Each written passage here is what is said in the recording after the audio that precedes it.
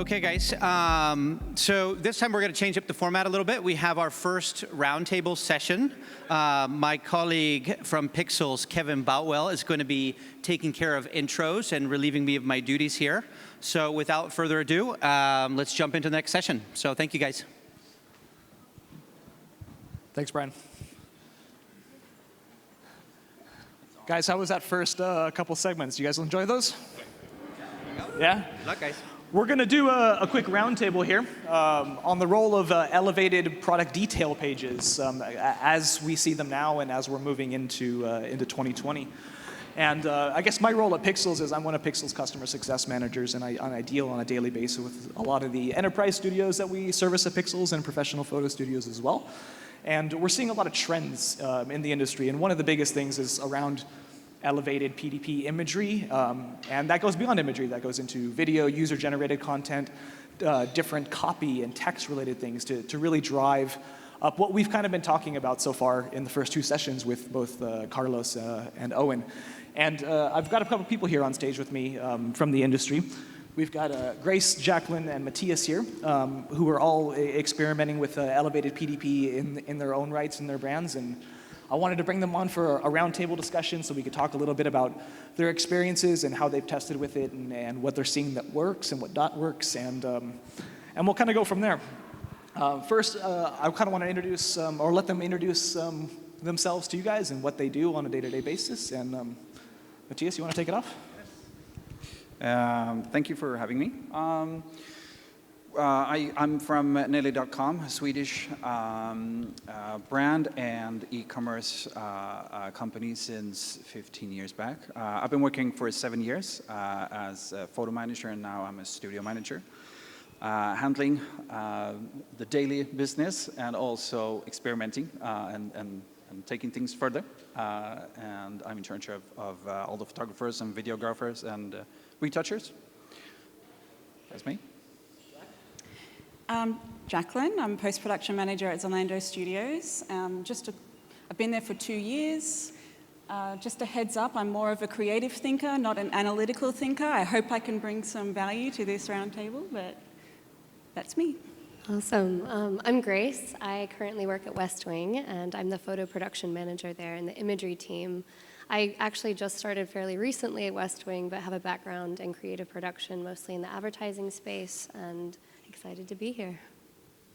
Great. I think the first thing that we notice when we discuss elevated PDP is I think everybody has a pretty different definition of what that is, depending on who you ask. Some people's elevated PDP may fit into somebody else's normal e-commerce imagery, and finding that line and that definition is something that is a little bit blurry right now. So actually, let's kind of start this off with what your individual definitions of what defines elevated PDP within your companies and your brands. Who wants to take that off? Grace, how about you? Sure. So from kind of my personal perspective when it comes to this question, I think the main thing I'm looking for is authenticity. And I know that's something that's come up several times, and it's something that's particularly hard to find this day and age. And I think especially when you think about furniture, and I work in the furniture space, before you buy a big purchase, a massive couch, for example, it's unlike shoes, you're not going to buy two. You need to make sure that this is an authentic representation of this couch or of this armoire, whatever it might be. And so for me, when I'm looking at any sort of furniture brand, that's the most important thing, is to make sure that there is the truth and authenticity in that image. And that comes from a variety of different visuals. It comes from the Freistelle or the standalone product imagery, and it also comes down to videos, 360 views, anything like that. So from our side, it's really, really important to make sure that there's authenticity of color, it's accurately represented, and it's also something that ultimately inspires you to buy and have a beautiful home, ultimately to continue to encourage you to buy more, and also make sure that your house can kind of have a nice seamless flow from an interior perspective. So I have a lounge from WestWing, and definitely the pictures worked for me, and it had that elevated sort of imagery there. Elevated imagery, I was thinking about it, is more of a mood than, just not your normal sort of detail front, back, detail shot. It's like selling the moment. That's, especially for fashion, that's what I would see as elevated imagery. Exactly. We actually started about 6 months ago something that we internally call everyday moments, which is pictures that have been taken sort of in the moment. It can be, let's say, a classic white box that we shoot in, just to have a product presented in a really sort of classic manner. And what we did is that we have a beautifully renovated office. We just turned our camera around and just shot these everyday moments that sort of eventually became something that everyone got involved in the company, and everyone was starting ordering these everyday moments pictures because we see there's a relevance for the customer and authenticity that we were talking about. And the strategy was going from staged to spontaneous. So it really sort of worked well in the sense that we used, what was around us, which was basically, the idea of getting something to be authentic. Yeah, absolutely. And it's funny because while everybody was having their coffee break, we sat at another round table here and kind of had these similar discussions, especially after following Owen's discussion about data, because we are very creatives here. And I think that tags along with maybe it was Jacob's question earlier about the kind of the feedback loop between a creative in the studio and a data person who's doing the A/B testing maybe on the site. And we talked about the role that all of us would have in the studio side of things of creating these elevated imagery and then of course driving that up the ladder to be tested by the data people and in terms of creating this elevated PDP content, what are some of the challenges that you may have had over the past year or maybe throughout the pandemic? Any interesting learnings or takeaways from maybe the past 2020 or 2021 year? So elevated imagery with models is a little bit difficult when they lock down. So yeah, our learning from there wasn't a lot of, I think maybe we missed those elevated images so much that we sort of have gone full force into that now at Zalando, and we're pushing the boundaries, we're being more creative, we have some videos now, and even, with post-production, I had one on my team asking me about 3D. He wants to get that happening which could potentially be something that if there is another lockdown, if we can't have models, potentially we can bring some elevated imagery with 3D elements. Did you experiment with that all during the pandemic? We're going to experiment with that. Just Freistella. just front, back, and detail, and we got very good at it. So now everybody knows how to shoot a proper Freistella. But yeah, definitely having models back in, I think it's pretty obvious when it comes to sales. I mean, I don't know a lot about, whatever, A/B testing or that kind of a thing. But if there's a model picture, I know for myself as a customer, I'm more likely to buy it. And taking that even further with elevated imagery, it's selling a mood. So now, hey, where am I going to wear it? Am I going to wear it at the snow, or is this a special occasion? Is this a Christmas sweater? Like, just having the mood there is just next level. And yeah, I mean, I buy stuff like that. Anything to add? Yeah, I think from my side in particularly, and what I've seen is, can definitely ditto what Jaclyn said. 360 is so important. I think with furniture, it's much easier than anything with fashion. It's much easier to take a chair and find a model. But when it comes to kind of mixing the different medias, that's also something we kind of began to see during the pandemic. It's really important to have images from Instagram of your home, so all this user-generated content. It's quite easy when everyone's remodeling their home during the pandemic to take a beautiful image of your new piece of furniture and incorporating that a bit more. So I think that's one of the main learnings. Yeah, no, I like that as well. I mean, Carlos touched on it a little bit as well, but with the customers' visual demands changing year by year, month to month, and of course the social media influencers and the social media as a group influencing how people shop online, I think it's important to be able to react to those and to drive that same imagery on a storefront to be able to set yourself out apart from the rest. Any takeaways on that? Yeah. I just want to say that the pandemic, in terms of giving us new ways of doing things, is we had to adopt. We had to, we canceled all the models, we started shooting on, the stylists started shooting on themselves, doing selfies, and used as user content, or user-created content, which showed to be really, interesting. We haven't done A/B testing on it, but it definitely was evaluated from our customers. And that sort of, broke the rule of how we do things, and just gave us the opportunity to start experimenting, I think. So one good thing about the pandemic in our, perspective. We noticed that a lot of studios actually were able to utilize the pandemic as a way to test and to be more creative and to really take a step back and look at some of their internal processes and how they're doing things and how to maybe capitalize on some of this time and try different things out in the studio and whatnot. Yeah.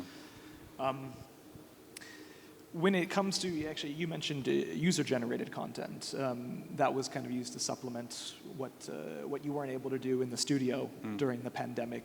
Was there any other user-generated content from Zalando or WestWing? I think a lot of it was, mostly coming from Instagram, and it's so easy just to easily tag WestWing and say, hey, I bought this beautiful piece of furniture and I want to share it with the rest of the world. And I think that's one thing that isn't going anywhere anytime soon, and I think it's only gaining more and more traction and more interest. And I'm kind of excited to see how we're going to be able to continue to leverage that and continue to see this accuracy of image, as I talked about before, between what we're shooting in a studio, what we're shooting in a video studio, and also what we're shooting and getting and receiving from clients, customers, even WestWing employees that post and tag. So I think it's exciting to kind of see that direction where it's going.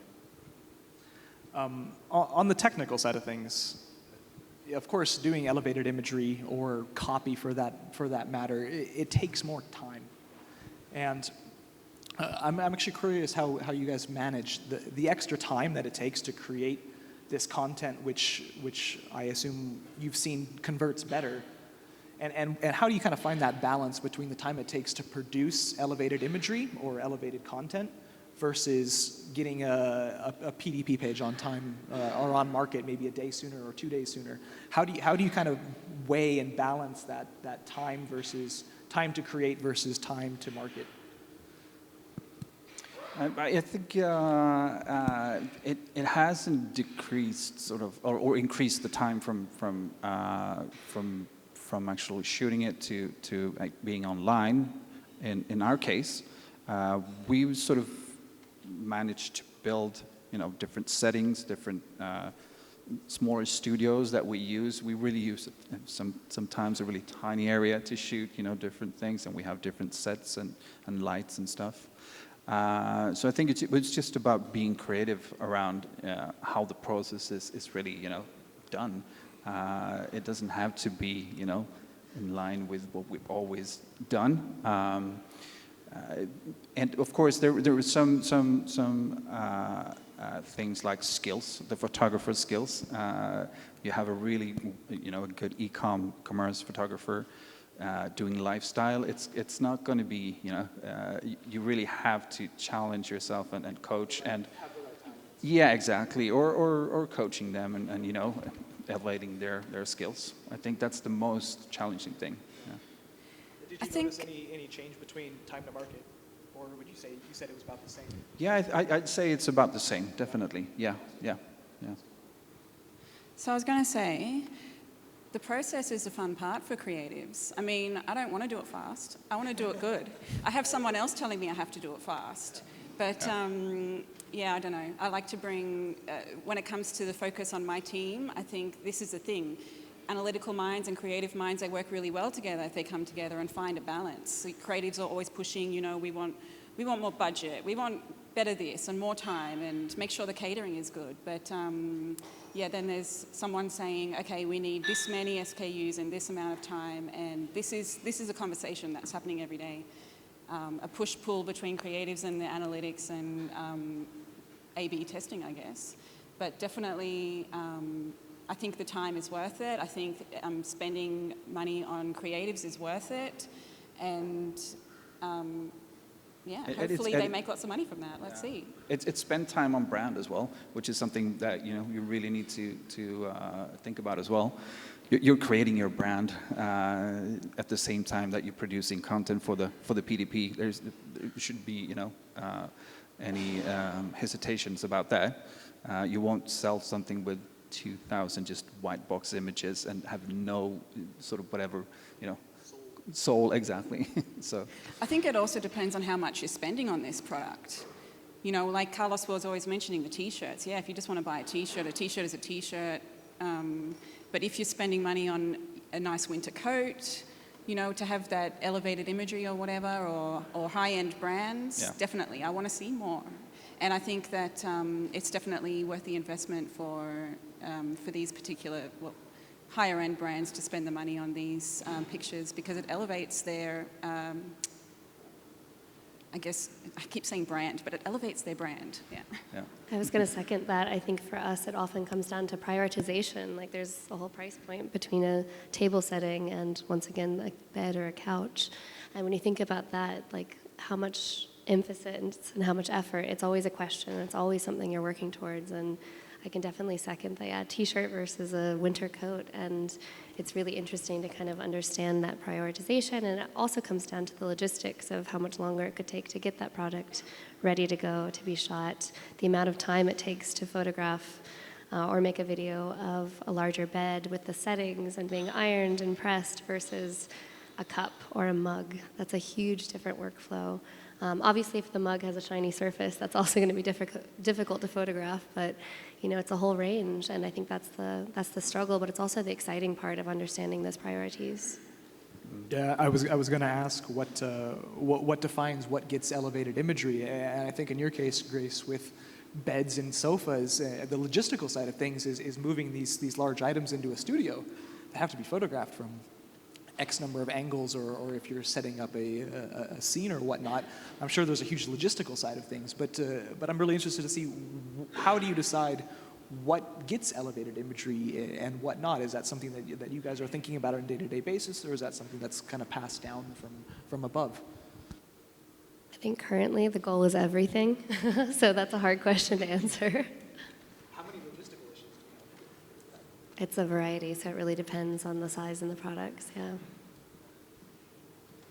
I mean, we get told what's going to be elevated, so I don't make that decision. But I can see there's a sort of theme to it, designer, and then like we got sneaker shop, and sort of, I guess the younger generation, which I'm ashamed that I'm not part of the younger generation anymore, but the younger generation, they want to, they're looking at images all the time, and you need something that really takes their attention. And I think they're not looking at the details, they also want to buy the mood. So sneaker shop, streetwear, these things are getting elevated, as well as designer.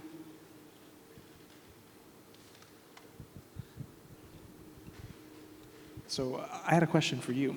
Out of this group, I think you're the only one right now that's experimenting quite heavily with video. Yeah. And when we had some early conversations, you mentioned that there was quite a bit of challenges on the tech side of things, implementing video. And I'm interested to hear a little bit more about first of all, how video became what you guys decided you want to focus on, and then some of these challenges that you may have encountered along the way. Right, yeah. It was definitely a choice we made because we knew that it was going to convert better, of course, seen from all the figures that everyone else was presenting. But we actually had a more challenging way of doing moving images before. We had the 360 spin that we did on the models, which was 24 images taken on one model, for one garment, and we did that for about 2.5 years, I think. It was a really neat feature. You could zoom in, and it was really interesting. But we had to do some sort of retouch on all of these, of course, if it would be to match the hero product image. So we decided to go for video instead, and of course, it was a long time, maybe 3 or 4 months experimenting with how we should do it. We ended up with getting both continuous light and flashes in the same studios, so we could actually shoot and film at the same time. So the photographer does the same kind of process, but in video. You're shooting and doing video on the same set simultaneously? Yeah, exactly. And the conversion rate was 21% plus for just implementing video, which was huge. And I assume that time-wise, it's probably quicker to shoot a video clip than to edit 24 images. Sorry? It's probably quicker to edit a video than it is 24 images to assemble in a spin and make sure they're consistent. Yeah, exactly. Yeah, definitely. Fantastic. So so we just managed to try it out before we sort of deployed it, but the conversion really adds up for the whole cost of the gear and yeah, exactly, yeah. I kind of want to get into, this is something that's kind of relatively new in the industry as things are changing. But as you're looking into developing these new imagery, this new content, where are you guys looking for inspiration, or where are you getting that kind of drive to move forward and make these decisions? Is this all coming internally? Are you looking to anybody outside of your respective companies? I think it's a whole mix. I find a lot of inspiration in things that are not just in the furniture space, for example. I'm finding a lot of inspiration in the fashion space. I'm finding a lot of inspiration, especially from my background being more of a creative producer in the ad space, looking at how cars have even been photographed, like really just trying to find a way of, is it quality of light? Is it a way just to sell something that's totally unique and totally special? And how can we apply that to what we're doing now? So it's really such a mixed variety, and I know that's not a very specific answer to the question, but I think looking beyond just other furniture brands, like really thinking about how it extends beyond just that space. I'm not really sure. I'm not sure where they're getting their inspiration from. I mean, the photographers, Do you give the photographers that kind of creative freedom to go out and yeah, create for this sure. imagery for you? They have, the creative director gives them a brief, which is generally editorial. And then what's editorial? It could be anything. Where are they getting their inspiration from? Maybe Instagram, maybe magazines, but they're pushing themselves. And I guess they're challenging each other, like they're looking this way, they're looking that way at each other, but also bringing their own sort of style to it, which is somewhere, in post-production, this is what I always have to have the conversation with them. It's not about your style, it's about Zalando style, so Berlin likes to be very grungy, Zalando likes to be very positive.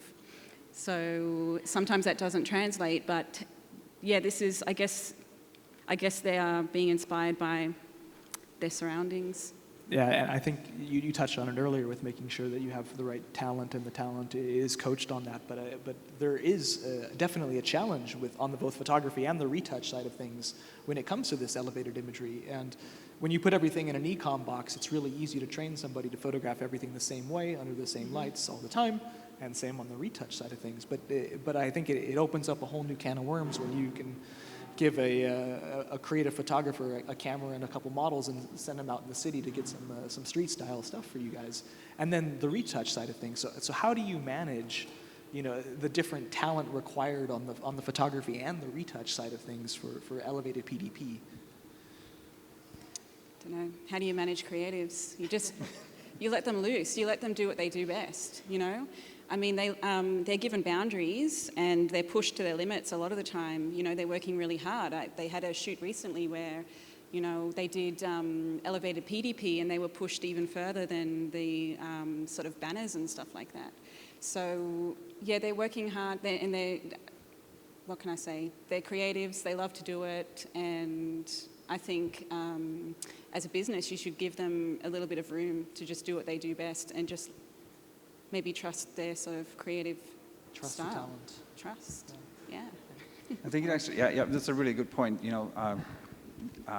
Bringing sort of a more interesting sort of touch of editorial into the daily catalog work, and also when it comes to retouching, just to touch on your question, is that we realize that it's actually less retouching on those images because I think, the technical side of producing really, equal backgrounds, and you know, really, you really see the product in a way that, you know, it's really presented to you in a you know, upfront, versus when you do a lifestyle shoot, you don't put as much time into retouching anything in that image, really. It should be spontaneous. It should be authentic, really. So to us, it's really maybe it's a discussion of skills, but in terms of time, it's decreased the time that we've, you know, spent on retouch, actually. That's quite interesting, actually, because I wanted to ask, when do you know when to stop? Because you can really. But you can. You can take an elevated image outside that's meant for an elevated page, and you can edit it full editorial or advertising to an extent. So it's also, where do you draw the line for an elevated image? Something that I think is interesting is we're doing less and less retouching, you know, in that sort of respect, just like you were saying. When you have a white background and everything has to look the same, it's standing side by side, but then you've got this elevated imagery and it's per SKU, so you just have to make sure that two images kind of look similar. And even so, there's so much sort of going on in the image a lot of the time with the backgrounds or the mood or the placement or wherever the model is or the expression, that you're not so focused on this crease in the article or is there dust on the floor. So I forgot what your question was, but did I answer it? Yeah. When do you stop? See, I don't even know when to stop. How does anyone know when to stop in retouching? They need someone to say, that's enough now. You've got 15 minutes for this and that's it. You know, that's... What is a typical turnaround time if you're photographing an image throughout the day to retouch to online? Oh, I mean, what, in just normal PDP or elevated? Yeah, both, actually. I think normal PDP, it's just within that same day. Elevated, it depends on how many people want to have an opinion, to be honest. It's got to go through this person, and then we're trying to make it a little bit more streamlined where we're saying this is good. You know, it comes down to maybe the retoucher to say, trust my retouching, this is good, we're going to get it online. And in that way, it's maybe 3 days, but hopefully faster and faster. I know that... And do you wait for elevated imagery? Yeah, we do. Yeah, so you put your whole SKU PDP page up at the same time? Yeah, everything together, yeah.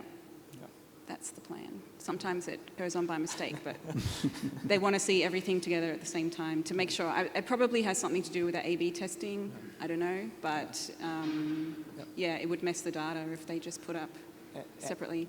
And I guess the same thing for you. Where do you stop? Where do you draw that line? Especially if you're in a studio and you're setting up a scene or a set. How far do you go? How many products do you include in there? How far do you go on the retouch side of things? How do you know where to draw that line? It can get quite blurry, I think. It's a lot of testing as well. So we really rely on different category managers, people that really know that product really well, to make sure that they're giving us feedback. They're looking at competitors. They're also researching all the time. But that obviously influences and depends on if we're shooting 7 or if we're working with 10 images or we only have 3 for a light. You know, things like that we're always exploring and experimenting with. So it's not one set standard. It's really based on the product and celebrating that individual product. So when you think about that as a strategy, it's much more complicated versus a T-shirt and a pair of shoes. You can probably say, okay, we need 2 images, 3 images, something like that. But for us, it's really product dependent, and I think that's the challenge. And it's a fun challenge because you really have to think about what the function of each product is, and it's a unique challenge for sure. How many images would you say you would have on a PDP page per SKU on average? It depends, anywhere from 3 to 10. To 10? Yeah. Okay. Do you find that there's any difference in conversion with more images or less images, or it's hard to say. Really tough? Once again, I'm not really from the testing side, more of the photo production side. So yeah, I don't have an answer very clearly there. Anything to add on that one? Yeah, just sort of the way we work is that when we do the elevated PDP, we actually produce those images at the same time. The same day, so we always put them in the same session, so that the retouchers always have, you know, a really fast way of aligning those images. Are you basically same day images that are photographed get to site? Yeah. And I mean, if you do an editorial and we need to have that picture in the PDP, of course, that's going to be shot weeks before. Yeah. Cool, guys. I think we've got about 7-8 minutes left, and I actually want to see if anybody in the audience has any questions for the panel as a whole, or any of the individual speakers on how they're handling elevated PDP, or getting any advice on maybe challenges that they've seen that you're looking to implement in your own individual brands.